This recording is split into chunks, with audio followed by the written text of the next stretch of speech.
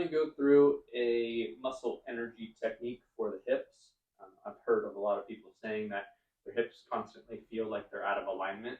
So this is one of those things that we can utilize muscle pulls asymmetrically, kind of help realign or get that sensation of realigning your pelvis. So the theory behind this is basically utilizing that asymmetrical muscle pull. So the hip flexors on one side will basically create this forward rotation of our pelvis on one side, and then the glutes and the hamstrings on the other side can help to pull the pelvis in the backward rotation. So in theory, if we want to do this perfectly, then we would have someone basically assess your pelvis to get an idea of which side is rotated forward, which side is rotated backwards.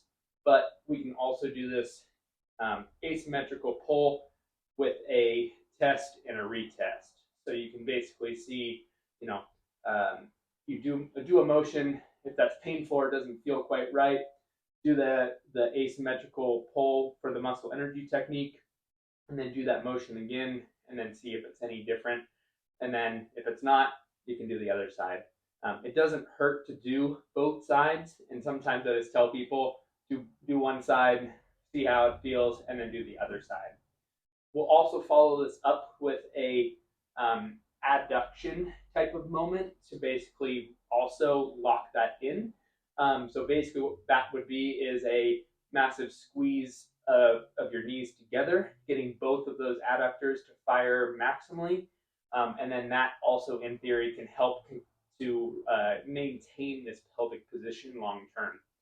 So I'll show the technique. You'll need a stick or some sort of dowel that's pretty thick, because you're basically going to try and use that pressure to push and pull of your thighs. So I'll show it to you in standing, but I do this lying down. So you'll put the stick in between the legs, and then you're basically going to do a pushing down on one side and then a pulling up on the other side. So when I actually demonstrate it, lying down, you have the stick underneath one thigh, and then the knee on the other side would be pushing up. That's going down. And then I'm going to use my hands to stabilize it, because of course if I don't, the stick will just twist. So you're doing a maximal push-pull. 5 seconds. Relax. I'm going to do 3, maybe upwards of 5 of those in a row. And then that's when you can stand up, check, see how it is. If you're not too against just doing both sides, you can also test again. If you do both sides, you feel even better. So again, a maximal push-pull. And then you would stand up, retest. And then afterwards, that's when you do the adduction leg squeeze. So basically what I would do for a lot of people is put both my fists in between their knees, or a very big ball or something like that to squeeze. So you can do this on your own. Really just squeeze your fists together with your knees. Sometimes you might feel a pop kind of in deep into your groin area. Sometimes we might say that that's the portions of the pelvis basically putting back into place.